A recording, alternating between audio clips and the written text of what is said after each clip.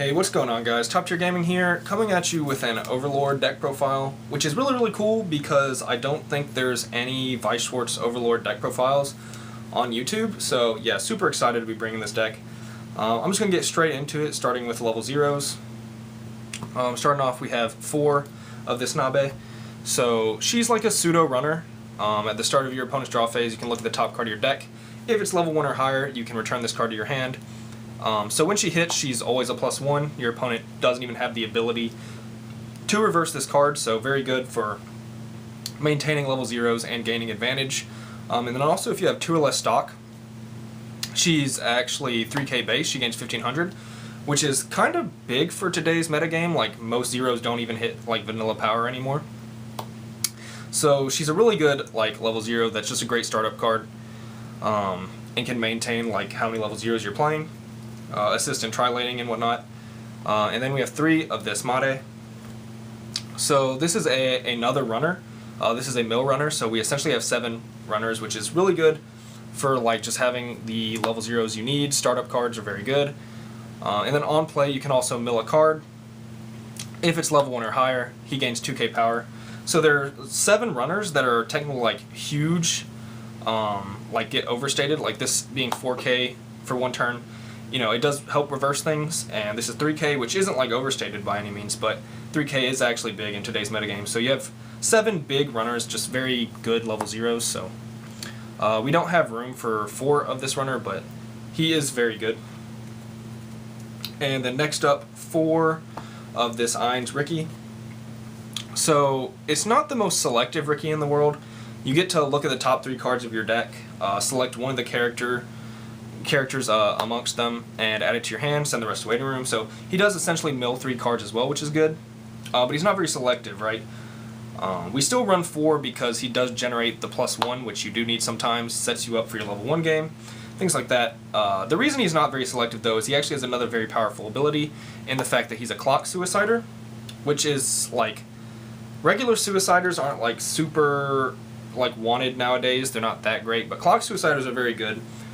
Because they are able to like deal with on-reverse Rickies, on-reverse Akatsuki's, anything that needs to go to waiting room to activate its effect. It's a good way to deal with those types of cards so your opponent doesn't generate like any advantage off of them or set up more than they need to. So it's a very good Ricky for that reason.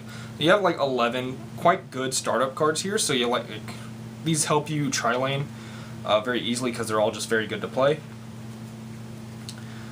And then we have 3 of this Shaltir Brainstormer. She is the Brainstormer of the set, or at least the most like generically good one. She's pay 1, rest herself, salvage Brainstorm. So you know, tap herself, very good for like setting up multiples of this Shaltir and just generating advantage through brainstorming. And then on play, you can give one of your opponent's like center stage characters -500 power. In situations where it can kill things, like if your opponent, if you had a mirror match, you could kill this Ein's, or for anything like that, or other good 0s that are 500 power.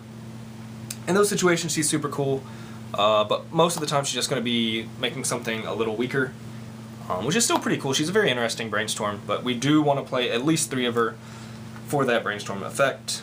And then we have 2 of this Tsuare.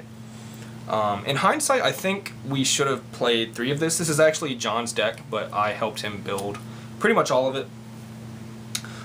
And I think this might be bumped up to 3 because she's like the main source of hand filtering in the deck. We are playing the Pants Climax trigger, which means sometimes you have more climaxes than you may like if you want to generate the +1 off of that trigger, and hand filtering effects are super good for getting rid of them.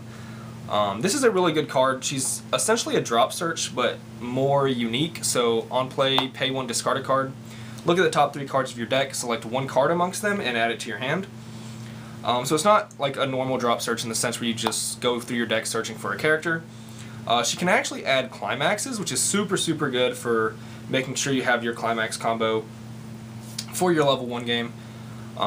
She also essentially mills 3 cards, which is very good, but mostly she is like hand filter at the same time, so very good card that might get bumped up to 3. I'm not quite sure if 3 is needed, but it is an idea. And then 2 of this Evil Eye.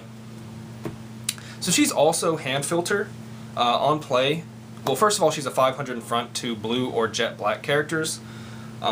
which your level 0 game doesn't really line up with that, but everything past level 0 that you're playing as a beater, she does give the power boost to, which is very good. But yeah, on play, you check the top card of your deck. If it's an event, a blue character, or a jet black character, you can add it to your hand and discard a card. So that's very good hand filtering, but it's not consistent hand filter like this Tsuare, because as you'll see here, there's quite a few cards that are not blue or jet black. These 3, these 4, these 3, these 2. So on most of your level 0 games, she actually misses, making her like an inconsistent hand filter, right? If you really need to discard a climax, and she's your only source of doing that, you're kind of like hoping, right? And that's why like we may add 3 of this just as more hand filtering, but this card serves more roles, being like an extra assist to help your level 1 climax combo wall your opponent, because that is the main strategy of Overlord, at least this version. And she's also blue color fix, which is very, very important because blue is an important color in this deck, and we want to make sure we can maximize how much blue we have without playing like the blue cards that I don't consider to be very powerful. So yes, she does fill those roles quite well. That's 18 zeros. On to level 1.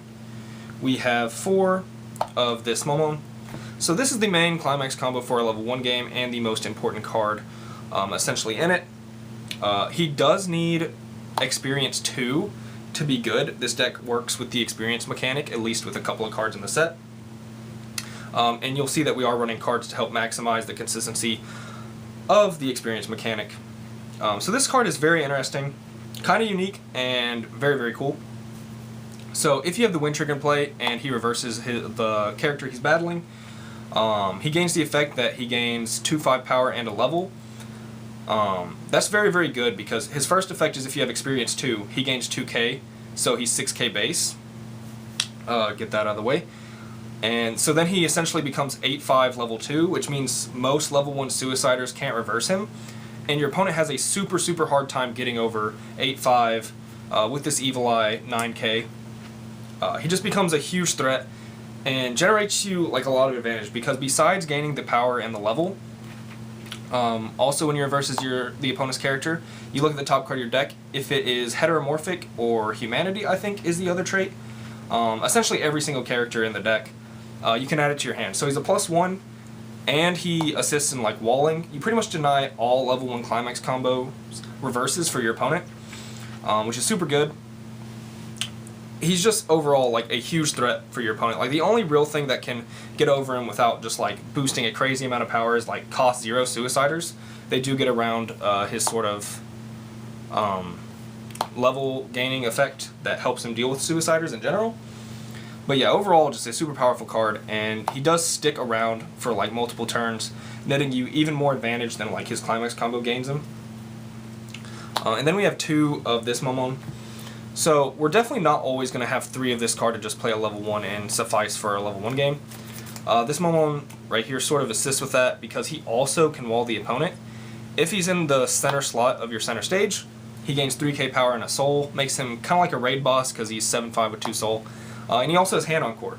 So essentially when you have this in the middle and like 2 of these in the left and right part of your stage, your board is huge. Like your opponent has such a hard time dealing with that, especially when this little assist, which 500 isn't like the biggest assist, right? But when you're dealing with numbers this big, it becomes very hard for your opponent to actually acquire reverses on you, which again generates you more advantage.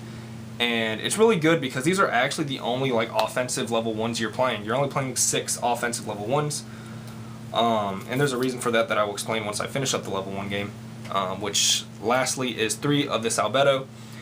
These are all the same cards. This is just the SR version, and it's just a 2k backup. So 2k backups essentially assist with what these cards are trying to do. If your opponent does sort of have the power to reverse your characters, this can sort of deny that further. Just 2k backups are very good, and only 9 total level 1s, which is a very small number for like a level 1 game in my opinion. Usually I do have like 12 to 13. However, since this deck works off the experience mechanic, we do have to run cards that are decently high level to ensure that this card is as powerful as it can be, and it will become more clear as we get there, but we are running more high leveled cards so that this Momon is always as good as he needs to be. But yeah, 9 level 1s. Next up is 2 of this Momon. So this is early play hate, so he's a stock suicider for like essentially anti-change stock suicider.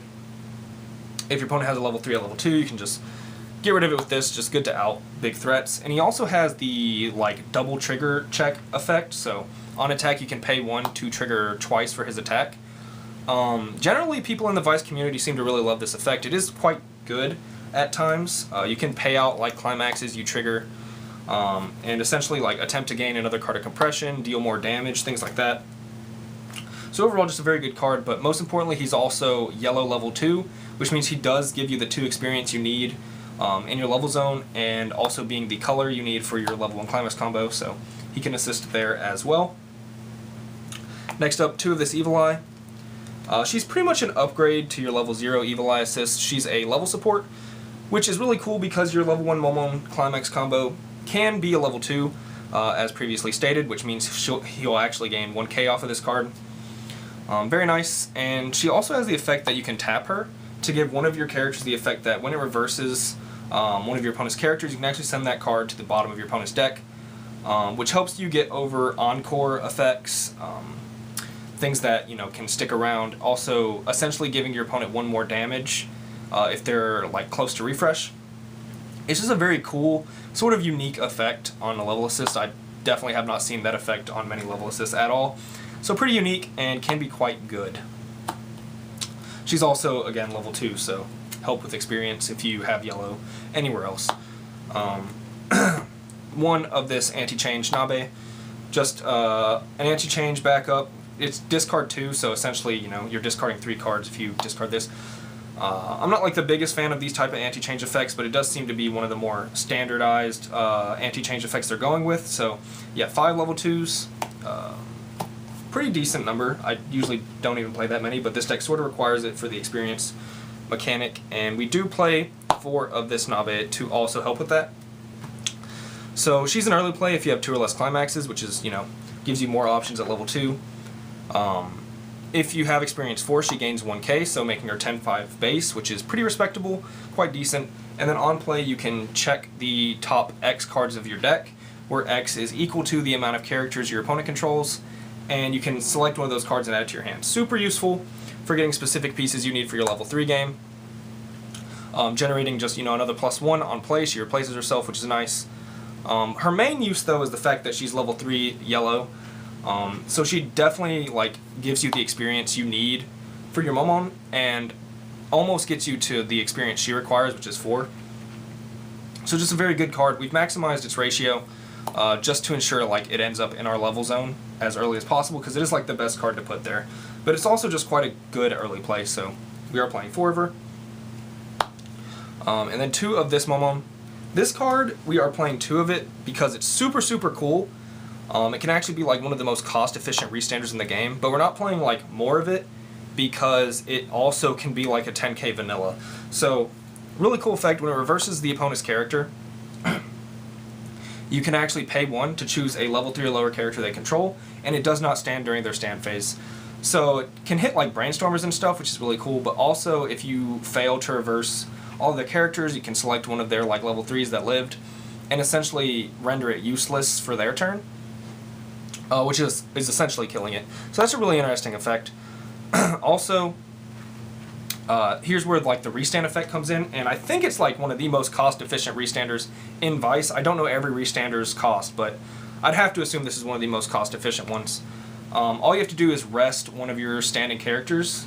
At the end of his attack, you can pay the cost, and then you mill the bottom 3 cards of your opponent's deck.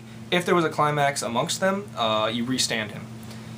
So not only do you potentially delete one of their climaxes, but you also get another attack. Really good game ender when it does work. When your opponent is about to refresh, it can be very, very powerful because as long as you know they have another climax in deck. So yeah, just a super unique card, I think, and definitely warrants playing 2 of it. It's also blue color fix, which is quite good. Lastly, for level 3s, we have 4 of this Evil Eye. So this is the main game ender for your level 3 game, and it's also your healer, which is super, super cool. I love when game enders are on heal effects because it just makes it extra powerful. So she is pretty unique. She actually has 2 different abilities. when your climax combo, or when your climax enters your climax zone. You can't activate both of them, you actually have to choose which one you want to activate.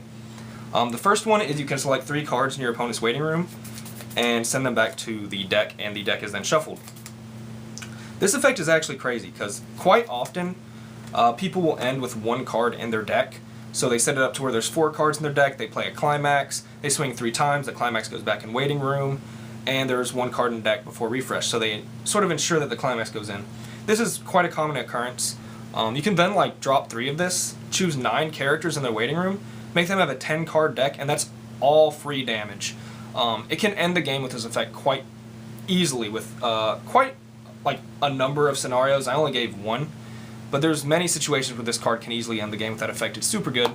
The other effect is a more straightforward burn, which is also very effective at ending the game. You can discard 2 cards, and if you do, you burn X, where X is equal to the number of climaxes in your opponent's waiting room. Very good burn, like after they've refreshed for like maybe a turn, and you can burn for like 2 or 3, is when it's like most effective. I tend to like the first effect more depending on the situation, but the fact that she does have 2 different effects, both good in different situations, makes her like very versatile and pretty powerful overall. So I do quite enjoy this Evil Eye. And that makes 10 level 3s, which isn't like the craziest number, but when you're only running 9 level 1s, 3 does seem like a lot, but again, it's for the experience mechanic. So yeah, 10 level 3s. And then we are running 4 Wind Trigger for our level 1 climax combo, and then 4 Pants for our level 3 climax combo. Of course, Wind in some like matchups is bonkers, and then Pants I think is just one of the better like triggers nowadays. Just it's really good, but I do think we need another 2 out of it to sort of abuse this as a +1 trigger so that we have enough hand filtering to get climaxes in waiting room before refresh. But yeah, this was the Overlord deck profile. I hope you enjoyed. We will have sets with this deck in the near future, so if you're looking forward to that, stay tuned. If you're looking for Weiss Schwarz content, I do upload videos every other day, so be sure to like this video, subscribe. This was Top Tier Gaming. Bye, YouTube.